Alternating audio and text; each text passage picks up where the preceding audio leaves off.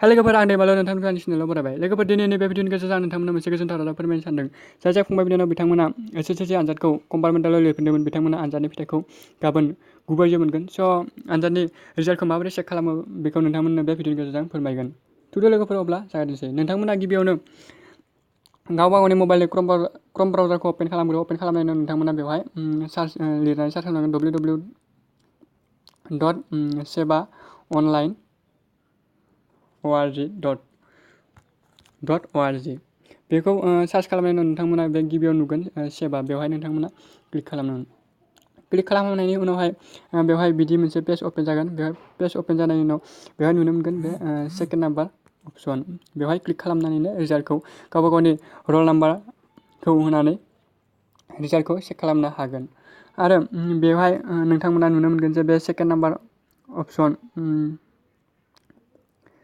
बेवहाय बेथिंजाय नटिफिकेसन नुनो मोनगोन। बे सेकेन्ड नाम्बार अपसन बेखौ क्लिक खालाम। बेवहाय क्लिक खालामनायनि उनावनो बेवहाय मोनसे PDF फाइल डाउनलड देखायगोन। बेखौ डाउनलड खालामनानै नोंथांमोना बेवहाय नटिफिकेसन बा नटिस होनायखौ चेक खालामनानै नायनांगोन बा नटिसखौ नायनांगोन। बेवहाय वेबसाइटखौ रोखायै होखानाय दङ आरो एग्जामनि डेटखौ होखादों। बेवहाय 17 आगष्ट होखानाय दङ।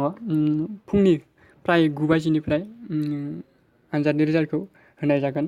स' नोंथांमोना बे होनाय वेबसाइटखौ होनानै बे वेबसाइटजोंनो नोंथांमोना रिजाल्टखौ चेक खालामनानै नायनो हागोन।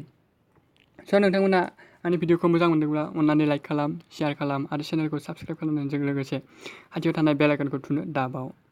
गोजोन्थों। नोंथांनि साना मोजाङै मोजां बारलांथों। जय बर' हारिनि जय।